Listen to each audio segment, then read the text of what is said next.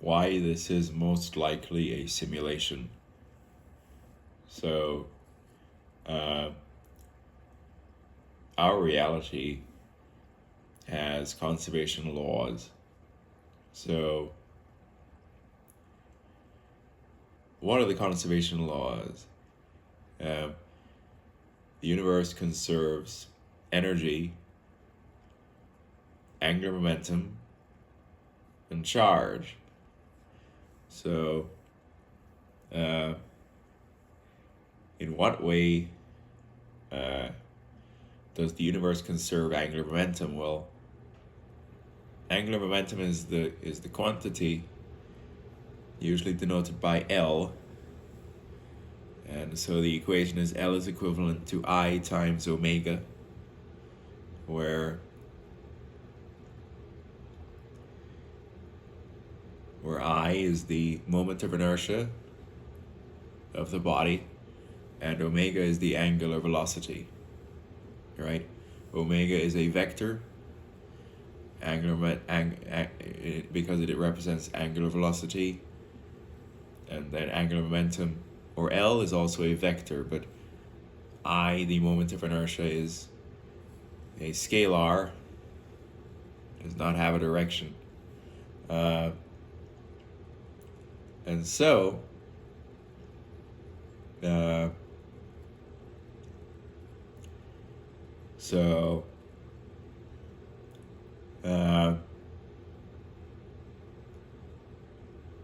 scalar.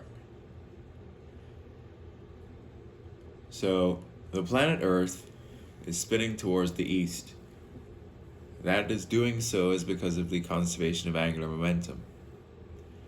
A long time ago, when the sun had just formed, there was a protoplanetary disk, a non-uniform density cloud of gas and dust that around the sun. Now, the dense regions of that protoplanetary disk collapse into planets, right?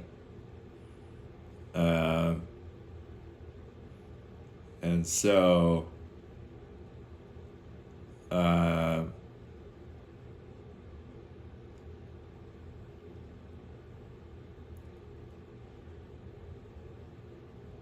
collapse into planets.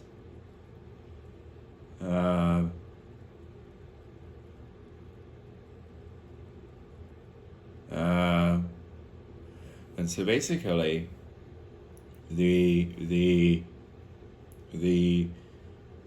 gas and dust that is nearer to the sun, it's is typically going faster than that further away. And so, basically, when a dense region of the protoplanetary disk collapses into a planet,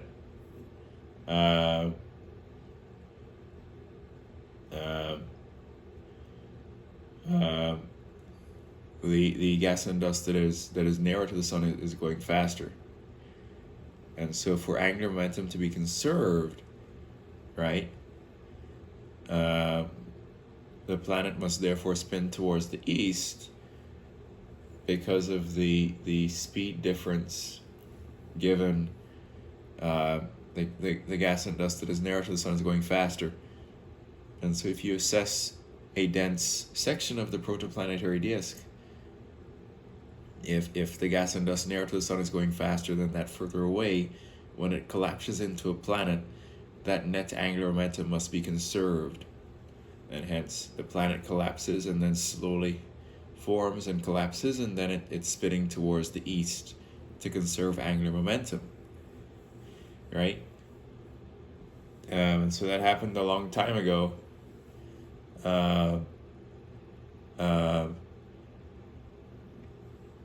In fact, anyway, I will refrain from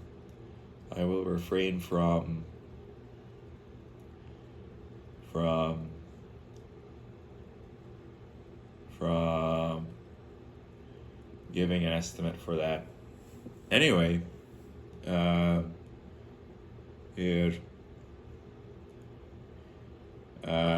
okay, in terms of correctness, off the top of my head, um, when the Earth formed was either 4.54 million or 4.54 billion years ago.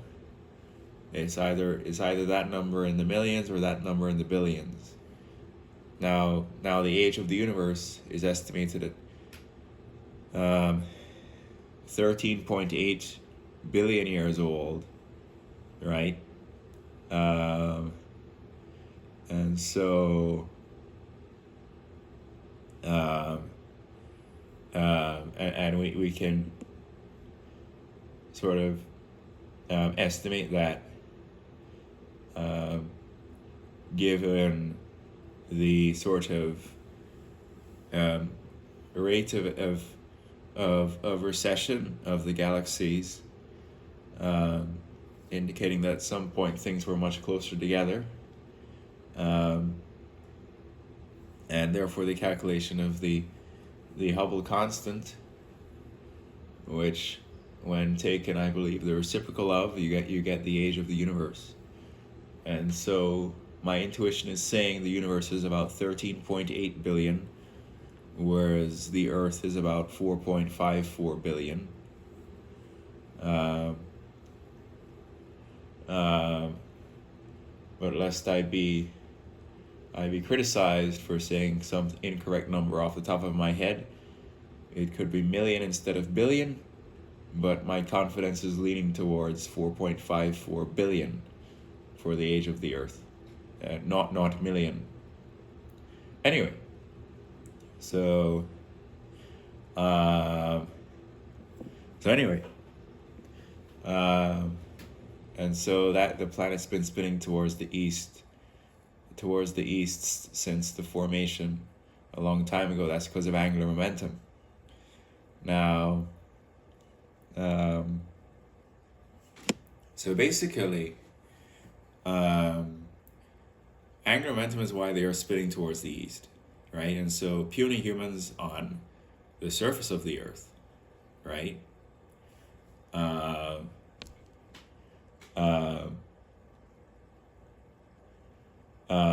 The sun is in the center, the Earth is the third planet, right? The Earth is orbiting the sun.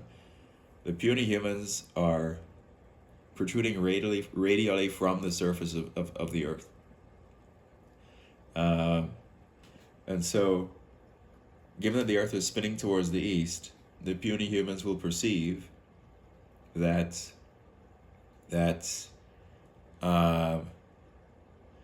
they will perceive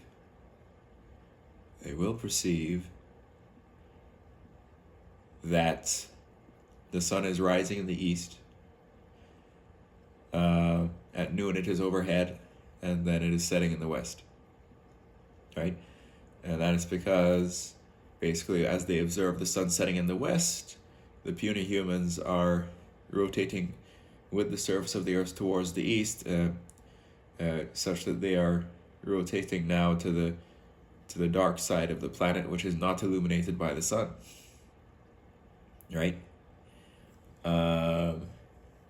And so on and so forth. Now, a puny human protruding radially from the surface of the Earth, let's say that human is a figure skater. If the figure skater is spinning, right, with her mass sort of far dispersed from her body, right? Far dispersed. Her moment of inertia is high, because the mass is far dispersed from the center of her body. The center of rotation is the skate that is on the ice. And so, if she were to constrain her mass towards the center of her body, she would reduce her moment of inertia, and therefore angular velocity, or omega, must increase, because L, angular momentum, is conserved. And so if I decreases, moment of inertia decreases, omega, angular velocity, increases. And so bringing the arms and legs towards the center of the body when spinning as a figure skater reduces I and therefore increases omega. Now, interestingly, right, the same reason the entire planet is spinning towards the east is why a puny human protruding radially from the surface of the planet, right, from the surface of the planet,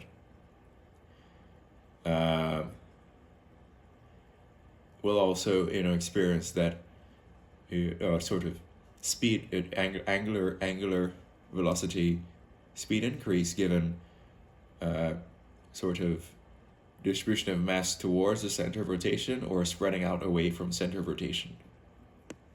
Right? And so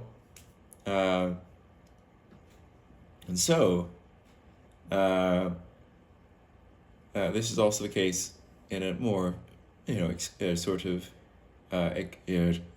sexually explicit scenario of a female stripper or dancer. If she's spinning around a pole, right, and she's a configuration where her mass is very close to the pole, right, if she were to spread out her mass, right, if she were to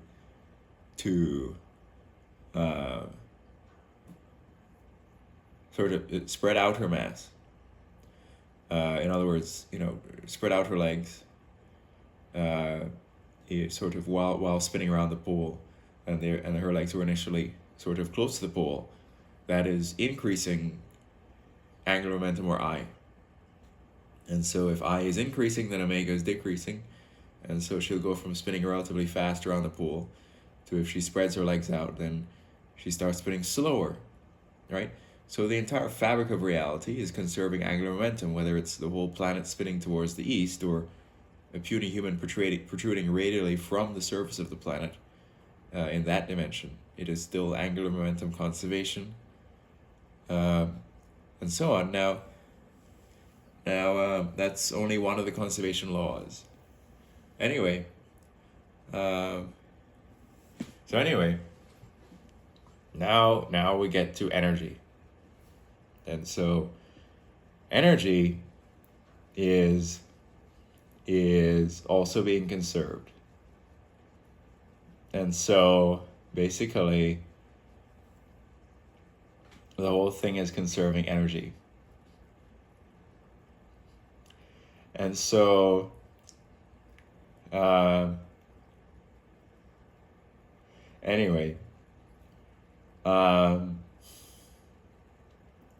so the sun is a fusion reactor. In the center of the sun,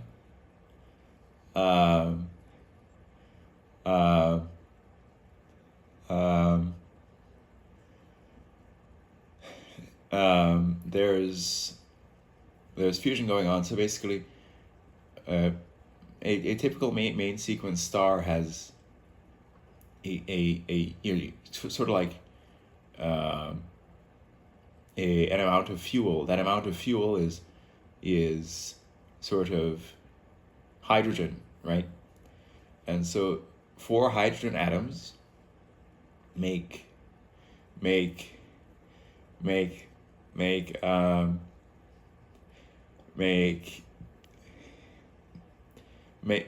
deuterium isotopes, make a single helium atom, right? Now, then there's the concept of the mass defect, where the mass of the helium atom is less than the mass of the 4 hydrogens. And so basically, that mass defect, you get from Einstein's E is equal to mc squared, where basically you can calculate the energy released from a single fusion reaction of 4 hydrogen into 2 deuterium into a single helium, and so that energy is going to be your m is going to be the difference in mass between the 4 hydrogen and then the single helium, and then c is the speed of light squared. C is the speed of light. Anyway, and so then you can get the energy released per a single fusion reaction of 4 hydrogens into ultimately a single helium. Okay. So 4 hydrogens make 2 deuteriums. Deuterium is an isotope of hydrogen, then make a single helium. Anyway, now the energy is then radiated, sort of to the Earth, right? To the Earth in the form of heat and light, right? And so the radiation that the Earth is receiving is also not just visible light. It is there's also ultraviolet radiation. And so in the electromagnetic spectrum, you have radio waves, microwaves, infrared, visible light, ultraviolet, X-rays, and gamma rays. And so, of course, the sun is giving us visible light. It's also giving us harmful ultraviolet radiation, which may cause skin cancer. And for white folks, burn their skin and turn it red. But anyway,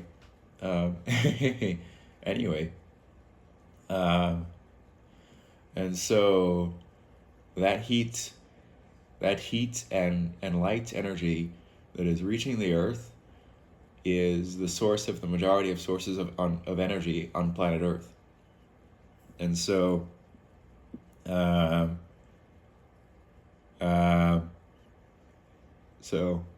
anyway, so you get the following scenario. How does a tree have energy to suck up water, right? And how does it have energy to produce fruits, right? So a tree, the seed of the tree initially has enough substance to, when put in the ground with water, it has enough initial substance or energy to do a bit of the growing, just given the information in the seed and water, and so on. And so, but the information in the seed is not enough to ultimately build out the whole tree. Once the first leaves are sprouted, those leaves contain chlorophyll, and they're receptive to light from the sun, right? And so basically,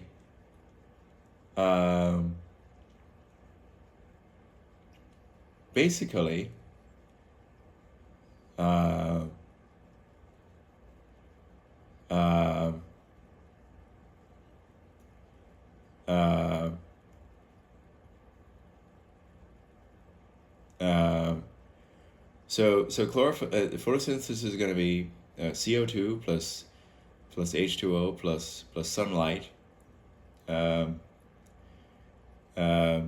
Is creating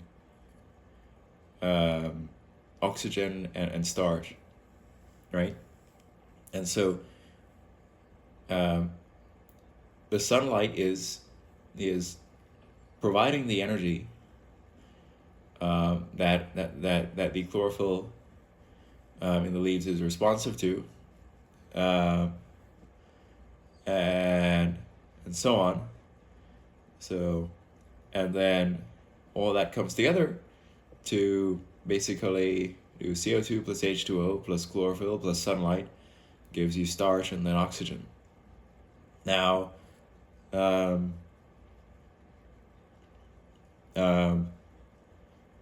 okay. Now, what is the starch doing when the tree is growing, right? It's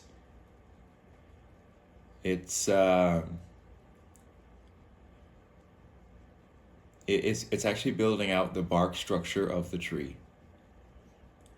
And so basically, as the tree is growing, as photosynthesis starts happening, that starch is building out the bark structure of the tree, right?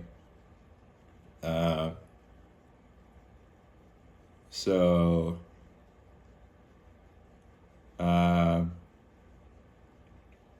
anyway, so, uh, so cool. Um, then the the the the tree's growing and so on. Now, once the tree has reached its full size, if it's of the fruit producing variant, right? Photosynthesis will continue, and then that starch, instead of building the bark of the tree, is going to actually be uh, sent to the growing fruits. And so the growing fruits are then going to have sugar in the form of fructose, sucrose, and those fruits are going to slowly swell in size over time, and so on. Now, the fruits on a tree are actually chemical potential energy. The fructose and sucrose is chemical potential energy.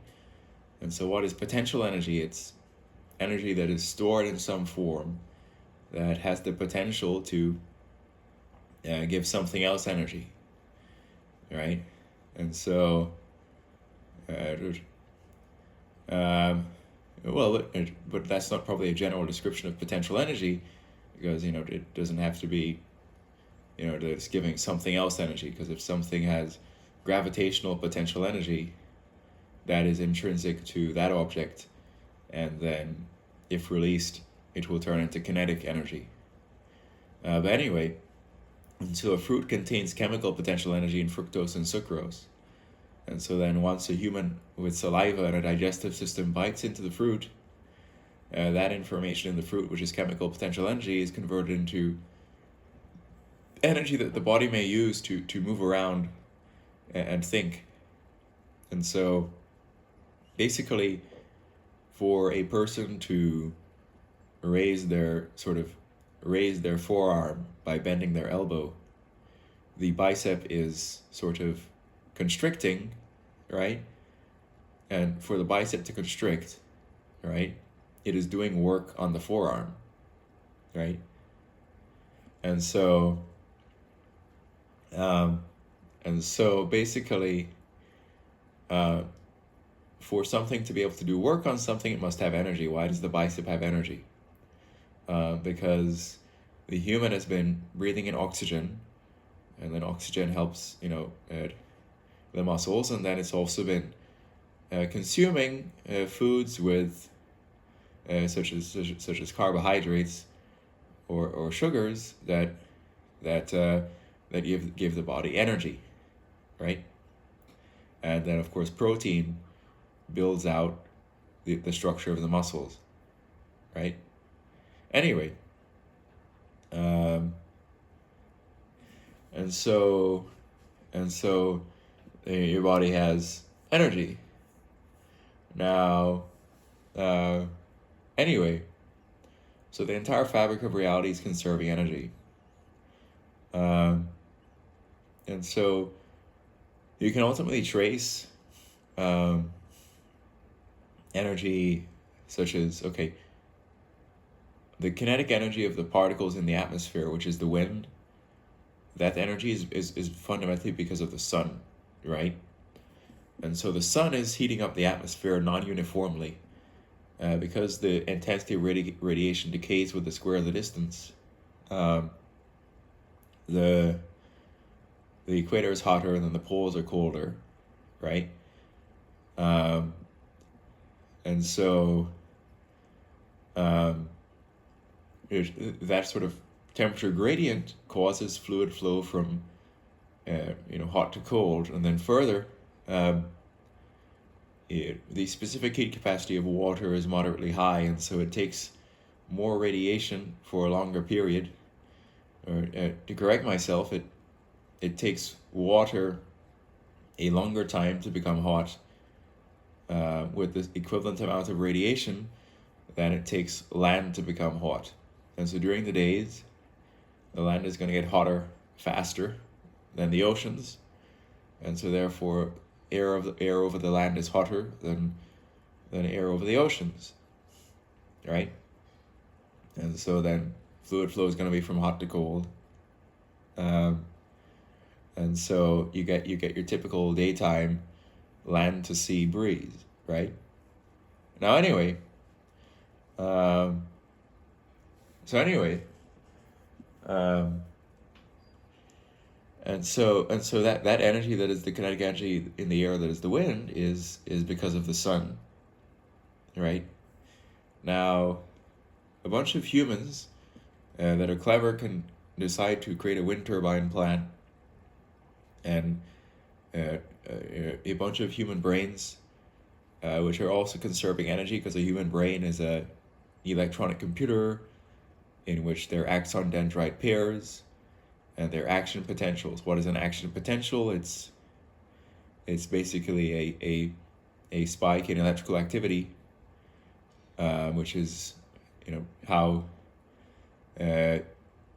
correspondent to the brain sending information. And so for the brain to have energy to do all of that, the human must be consuming food, breathing oxygen, and the like, right?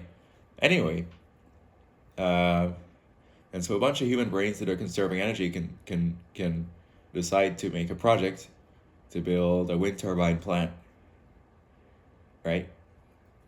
And so basically, a wind turbine is an inverse fan, right? And so you're like, okay, you're like, okay, how does a fan work, right? And so, if you, let's see now, if you have a coil, right, and then you subject that coil to a magnetic field, right, north south. If you connect that coil to a potential difference, like what, however many volts of direct current, there'll be however many volts of direct current. There's going to be current flowing through the coil. Now, if current is flowing through a coil and that coil is in a magnetic field, there's going to be a sort of motion, right? And the motion is because when there is current in a coil, and that coil is within a magnetic field, it sort of there is the coil will then experience a force. So if there's no current in the coil and it's in a magnetic field, coil is not going to experience any force. Current in a coil in a magnetic field, coil will experience a force, right? And so if you construct your coil such that it is sort of a kind of like a rectangle, right, where it's a rectangle in a magnetic field, and basically the current is going around in a rectangle, then the force on the left side of the rectangle is going to be the opposite direction of the right side of the rectangle, because the current is going in opposite directions on either sides of the rectangle. And so once you have your coil and you send current through it and you put it in a magnetic field, it makes the coil start spinning, right? And so that's a fan, right? Current in a current in a coil, right, in a magnetic field can make something spin, right? Have a permanent magnet, have a free to rotate coil in that field, put some amount of direct current through that, the thing's going to start spinning, right? So a wind turbine is an inverse fan, where instead of an electric motor, right, it's an electric generator. So basically, all that changes there is that, well, you have the following.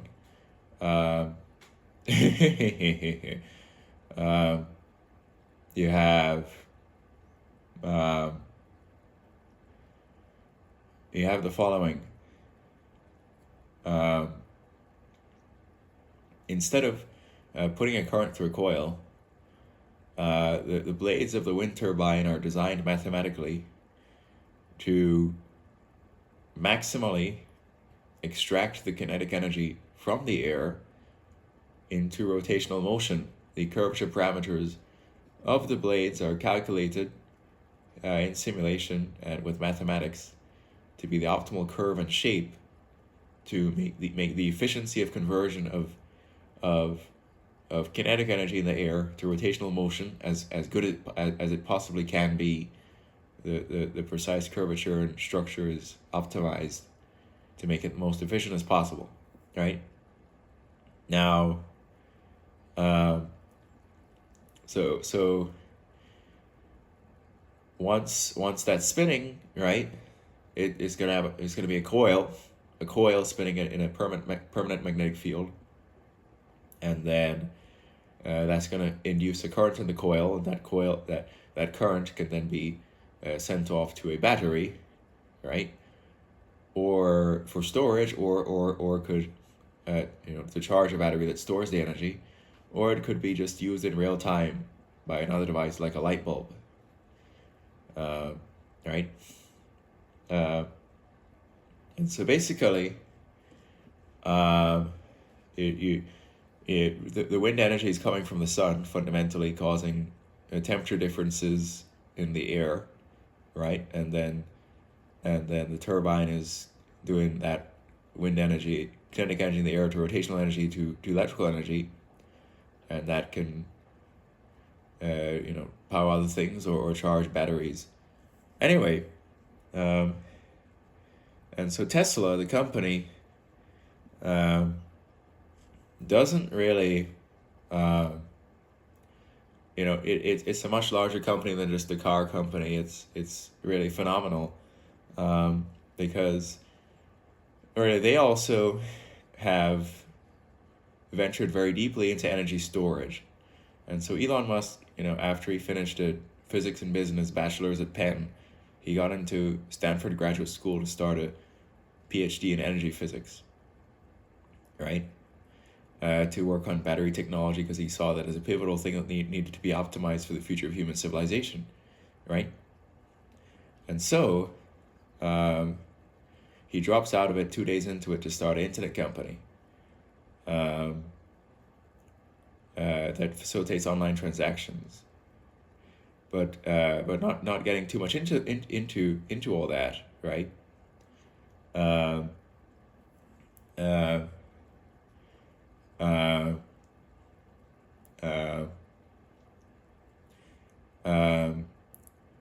Tesla sort of optimized and worked on energy storage, and so this is something that people that may not know about Tesla.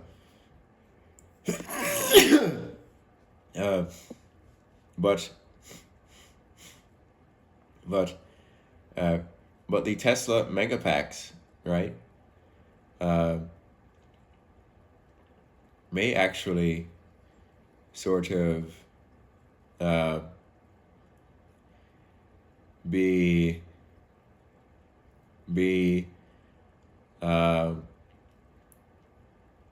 set up in an array as an energy storage plant, right? And so basically, as an energy storage plant. And so I believe with Copia Power, right? Copia Power has like this solar farm, and I think the largest Tesla Megapack array for energy storage is affiliated with Copia Power's solar farm,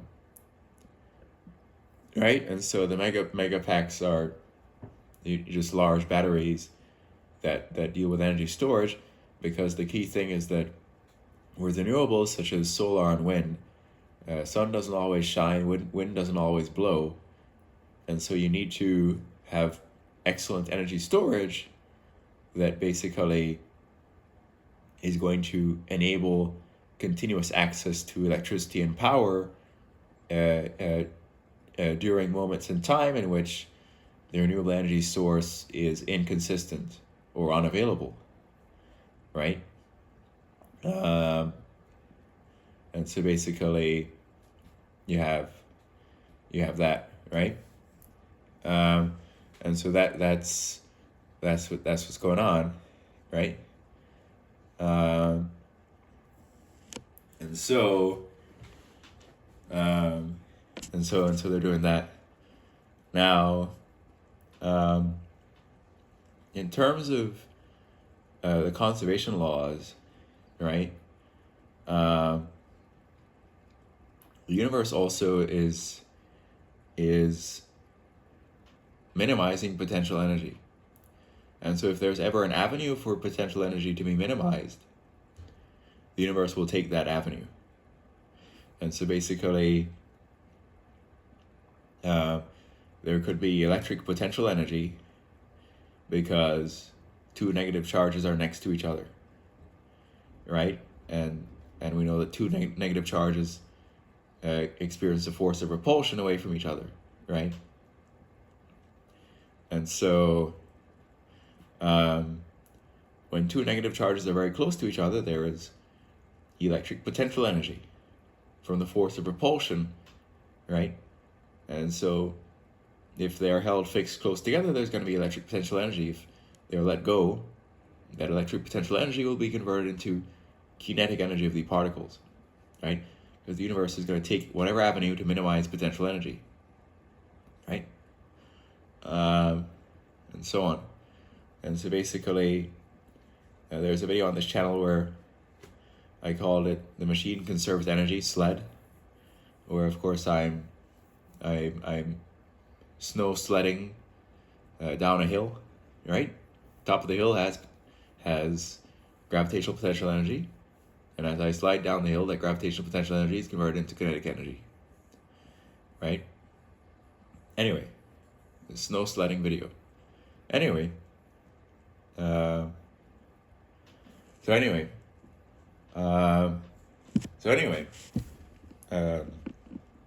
so cool.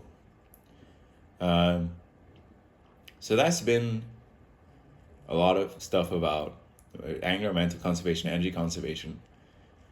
Then now you're gonna get also conservation of charge. And so from the law of conservation of charge, if you have some kind of circuit with capacitors in it, from the law of conservation of charge, you can derive certain equations for how to deal with capacitors in a circuit. Now, a capacitor is a thing where when connected to a potential difference, basically the capacitor can be charged such that there is a buildup of charge that is stored in the capacitor, right? And so on, right? Anyway, so those are some fundamental conservation laws: angular momentum, energy, and then charge, right? So the entire fabric of our reality conserves those quantities, and the most likely explanation for that is that whatever God designed our reality, it's easy to conjecture that it's a simulation, because if you're developing a computer simulation like a video game, you need to develop the physics engine, like what is the gravity value, what are the conservation laws, right? And so in our sub-reality, because we're probably in a simulation, we have computers in which you can like create a video game which has a physics engine in which basically you can construct the rules that are held within the sub-reality, which is the video game. And so whatever God in the reality above ours that designed the conservation laws, it's kind of like God designing the rules and conservation laws of the video game. And so God is kind of like an intelligence that's probably in the reality above this one that, you know, went on some computer and wrote in all the conservation laws that must be held for our reality. So any person who's like an atheist, I really can never understand that position, because for me, the laws of our reality are understandable, and those laws must have been designed by something intelligent. But that something being intelligent it doesn't mean it is benevolent. So, and so anyway, but there is a God, there is an intelligence that created the rules. But where it gets very sketchy is whether or not that thing is benevolent. And so, but that's another conversation. And so, just to get this out of the way, however, my position is that I believe in God, but I do not believe that it is necessarily benevolent. So anyway,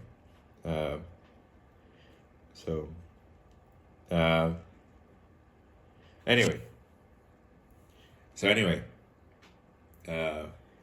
So cool. So cool. Anyway. Anyway.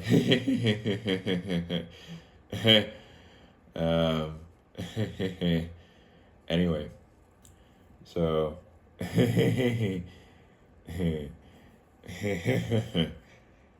Okay. So, okay. Now. Okay. So anyway. Okay. So, all right.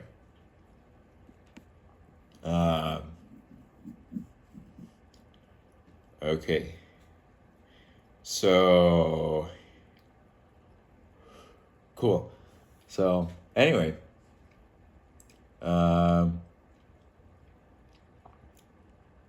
Anyway. Okay. So, you can like go as far as you want with this simulation thing. So, a human brain is a biological neural network. And so basically, in computer science, you learn the structure of a neural network, right? You have sort of however many channels of input that are taking information, right? And then you have your layers of neurons, and then basically you have your weights and biases, right? And so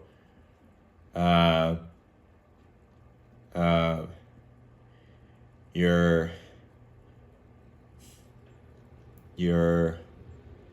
weights and biases, and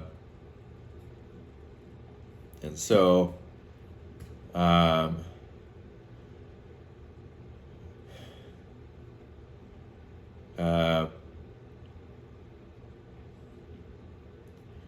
basically a weight indicates how sort of how important the data of a particular neuron is, right? Then there's a bias, Um, and so basically, let's say you have many layers of your neural network, right? Uh, and so um, the the okay. Uh, I'm trying to remember all this from top of my head. So a bias is going to modify sort of the the output of a neuron by some value, and then a weight is going to sort of, I believe, quantify uh, sort of uh, the importance of the output of a neuron. So basically, you have like this thing in linear algebra, right? Where your your um, your your your your weights are like they're like um, um, they're like a row vector, and then the the outputs of the neurons in a layer are like a column vector, and so you multiply the like a weights row vector by like a neuron output column vector, right? And then you're adding to that some kind of bias. So you're getting like it, weights times neuron outputs plus bias. If I'm correct there, and so basically, you have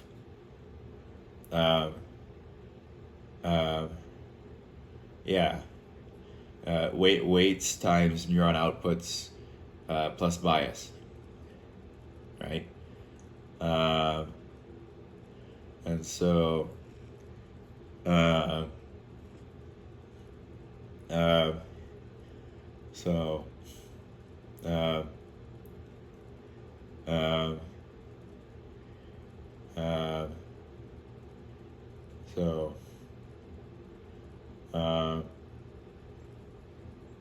yeah. Anyway, um, um, hold on. Yeah.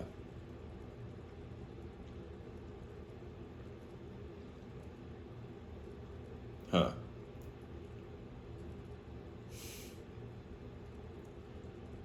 Um,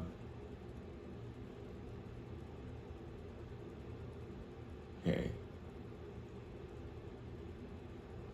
Um, um, um, okay.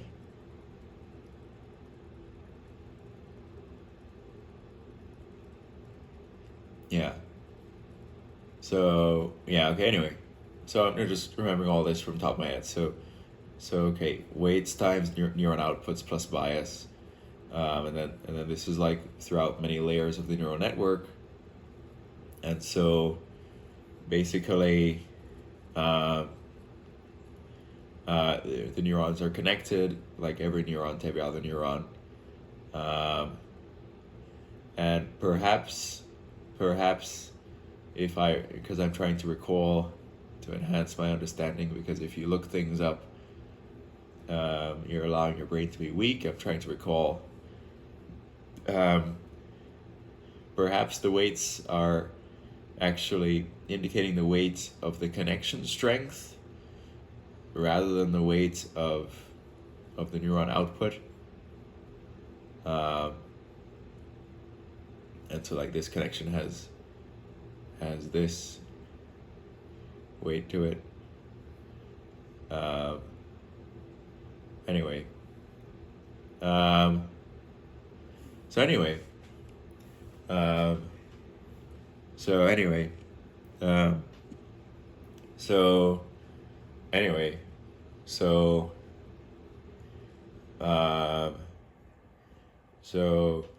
okay, so the weights indicate the connection strength. How heavily weighted should this connection be? Or actually, hold on. Trying to recall the truth. No, I was correct in the first place. The weights indicate how important the output of that particular neuron is.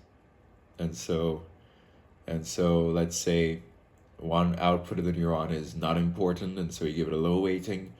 Another output of another neuron is more important, you give it a higher weighting.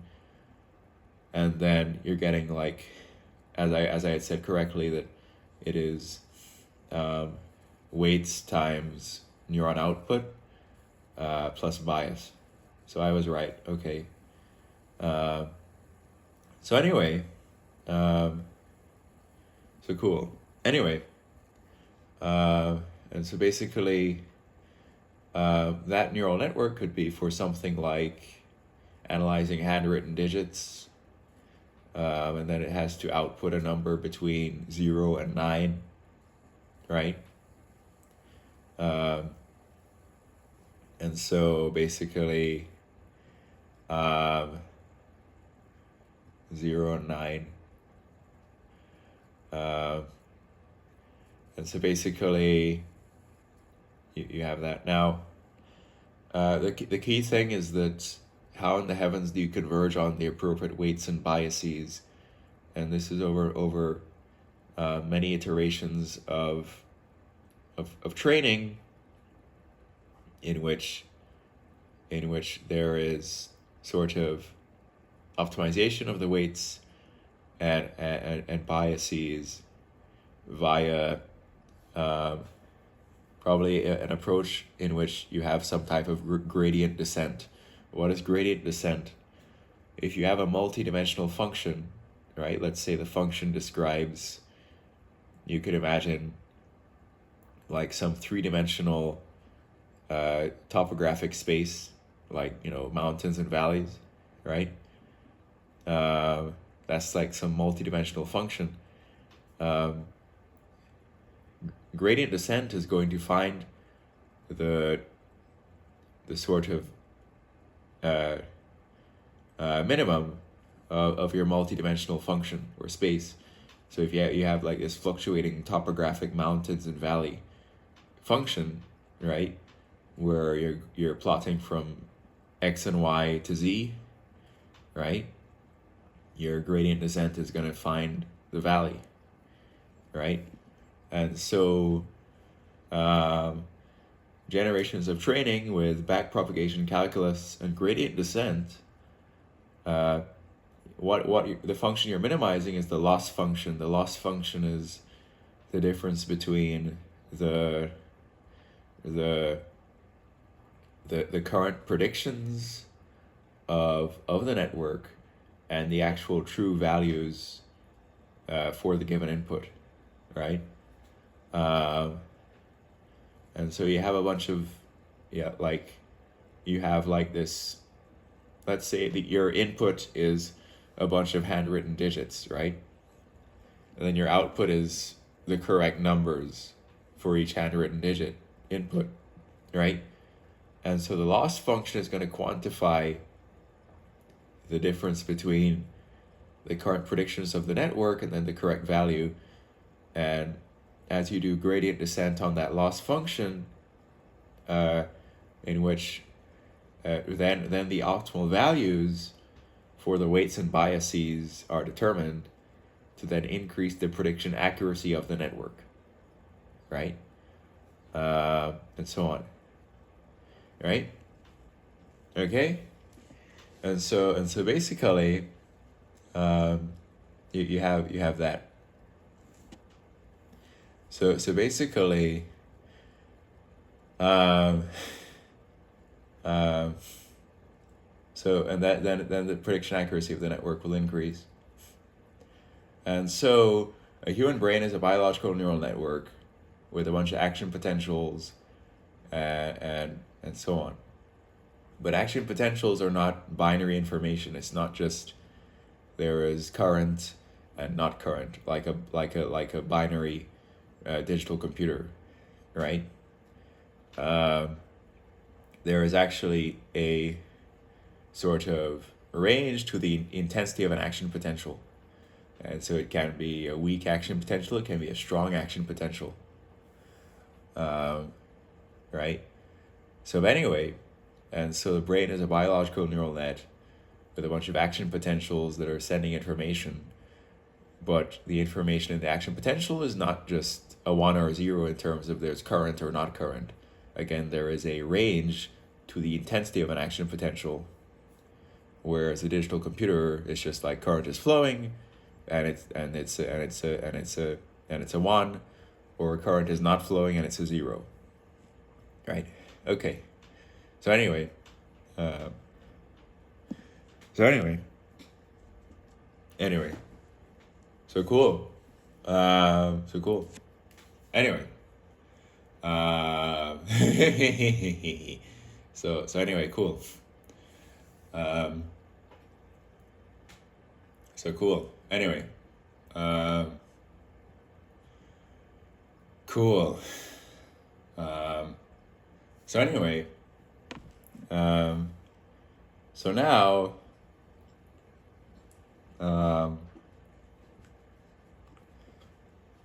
anyway,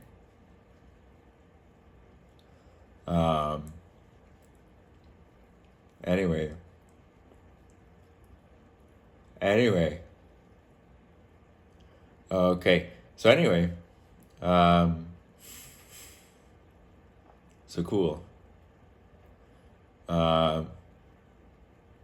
Anyway, so long story short, when you're training to get your license, right? You're training to get your license, an American driver's license.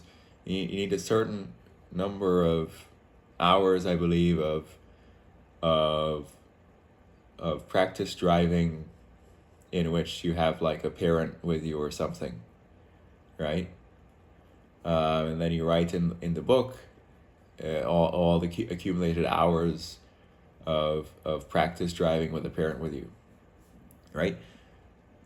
That is akin to generations of training for your biological neural net, such that given visual information of road scenarios, your biological neural net is fitted to a high enough accuracy to be a safe and approved driver on American roads, right?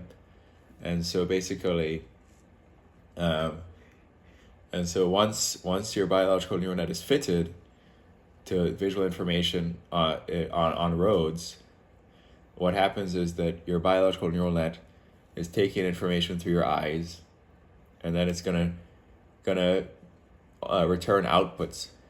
And so in the context of driving a car, there's only like 4 output dimensions, right? There's acceleration, braking, and turning left and right, right? And there's of course a severity or intensity with which you can do those actions. You can accelerate slowly or accelerate quickly. You can brake slowly or you can brake quickly. You can turn slowly and smoothly, or you could turn severely, and sort of abruptly. In fact, you could potentially turn so abruptly that you could, if going quickly enough, decide to drift. But anyway, but anyway, so Anyway, uh, and so cool, and so those dimensions. Now the Tesla full self driving computer, right, which is located at about just above the glove box, right. Uh, uh, I believe it may be like what 6 to 8 cameras or something, and then basically with the information from those cameras, um, just like the human brain is using visual information to make predictions, these cameras are looking in all directions at all times, right? And so human eyes can't look in all directions at all times, right? But these cameras can, right? And so these cameras are feeding that information to the full self-driving computer, which is going to output predictions for what should be done in terms of acceleration, braking, or turning left and right, and to what severity, right? And so I've leased a 2024 Tesla Model 3 since about June of 2024, and I've utilized autopilot majority of the time, right? And it hasn't killed me, so far. But that's an understatement. It's been largely perfect. Like an extremely, like basically, it's been pretty much perfect this entire time. And so I rarely have to intervene and so on. And so I believe there was also a zero intervention cross country drive that was recently done. And so it's pretty much perfect. But anyway, like, how is this possible? Well, it's because it's the mechanical analog to what the human brain is doing. It has cameras that are looking in all directions at all times, which human eyes cannot do. It has a very powerful computer. It's been trained on a whole ton of image data. And then the neural network is making predictions as to in real time for acceleration, braking, and turning left and right, and what actions should be done in real time given the image data, right? Just like the human brain is doing, right? And the whole idea is that if you have a very powerful computer that is less error prone than the human brain, and if the cameras are looking in all directions at all times, then the car should be safer than the human. And so the data in terms of supervised full self-driving, in which the human is able to take over, in other words, there's a human fallback if the car makes an error, indicate that the Tesla FSD on highways is safer than human. However, you'll actually find that with Tesla's robotaxi, Waymo's more expensive system utilizing radar and LiDAR actually is so far statistically safer than Tesla's robotaxi. In other words, the collision probability with Tesla's robotaxi release is actually slightly worse than Waymo. Waymo is achieving their performance with a very expensive LiDAR and radar system. The radar system allows the car to even hear footsteps of someone walking behind a bus, and then make a prediction to avoid that person as the person emerges from behind the bus, right?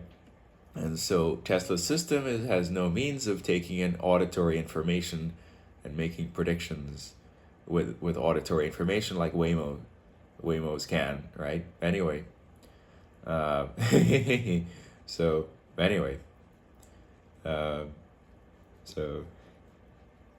anyway, so anyway, so cool. So anyway, and so on and so forth. So cool. Excellent. Anyway, so cool.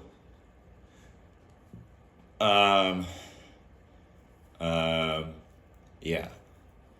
And so why is the Tesla safety data not as good as in the supervised case? Because the robotaxi is unsupervised. There's no human fallback. And so it's been driving with a human in the shotgun seat, but no one in the driver's seat. And so, in an unsupervised fashion, it's not as good as when supervised. But anyway, uh, so anyway, um, but it has potential. So, um, um, anyway, so cool. Anyway, so cool. Anyway, so long story short, I think Waymo's car is like what, at least 4 times as expensive. Um, and especially with the radar aspect, there's auditory information that can influence the predictions of the car. Um, um, but I believe for much more expensive hardware, the effective difference in safety will be minimal, especially as the robotaxi product improves for Tesla. And so basically, with cheaper hardware, Tesla will achieve roughly comparable safety to Waymo as they improve their service, and so on. Anyway, um, um, so uh, so anyway, uh, so anyway, so anyway, so cool. So anyway, um, anyway, cool. Um, um, huh. Yeah. So, huh. Anyway, so yeah. Anyway, cool. Um, yeah. Anyway, um, um, um, um, um, anyway, um, so cool. Um, um, okay. So,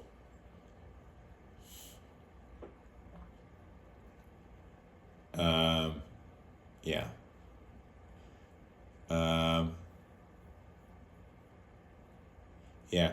Anyway, we could also get into uh, some other things uh, where basically um, um, um, in the guise of energy conservation, right? Um, you have you have um, Helion energy, and so Helion energy has the most aggressive timeline to commercializing clean fusion electricity, and so they utilize a not a tokamak approach. So a tokamak is like a donut, right? But these Helion uses a pulsed approach with field reversed configurations, which are like rings of plasma. And so you learn your states of matter.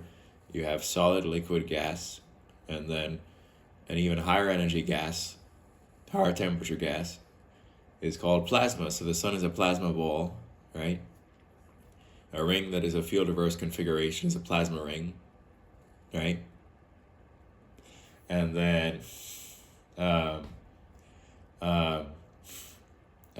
basically you could model Helion's reactors looking like a dumbbell.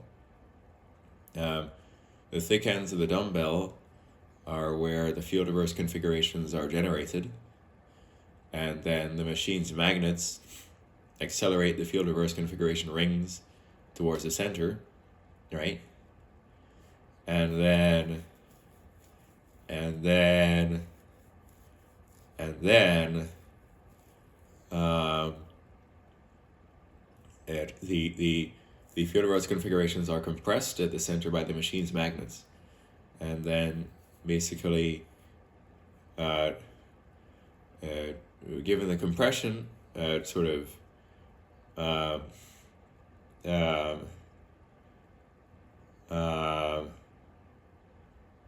given the compression, a fusion occurs, right?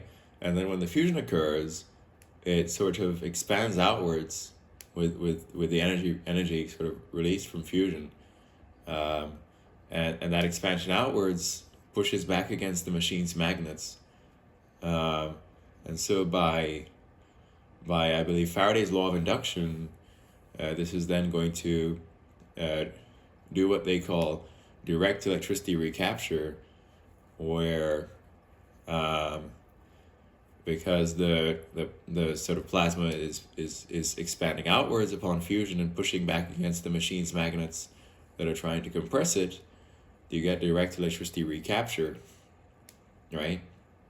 And so mathematically, this doesn't violate conservation of energy to have a fusion reactor.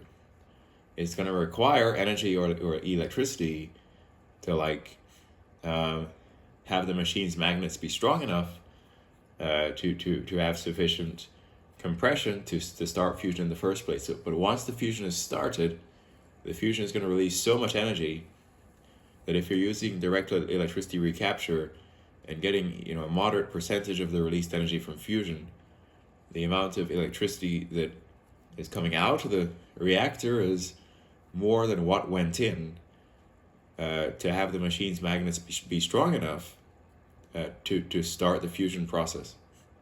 And so people are like, oh, these guys are stupid. It requires electricity to compress the plasma to start the fusion. Even if you're doing direct electricity recapture, the amount of electricity you're getting back could be less than the electricity that was required to power the magnets to compress the plasma to start the fusion. And so basically, the calculations by the Helion team is such that fusion releases so much energy that the amount of electricity that needs to go into the reactor to power the magnets for compression is less than the amount of electricity that will be directly recaptured from fusion, such that more electricity is going to come out of the reactor than was required to start the reaction, right? And so you're like, okay, doesn't that violate conservation of energy? No. And it's a very special case in that it doesn't violate conservation of energy because of the properties of fusion. Fusion releases so much energy that the amount of electricity required to start the fusion process, right? The fusion is going to release so much energy that if you even directly recapture a moderate percentage of that as electricity, it's going to be more electricity out of the reactor than went into the reactor to keep the magnets strong for the initial compression. All right, so that doesn't violate conservation of energy. But anyway, so anyway, so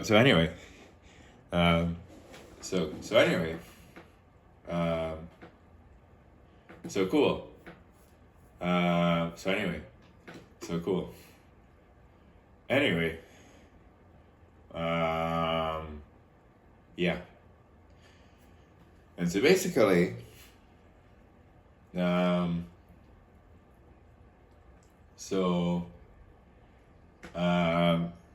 then let's see now.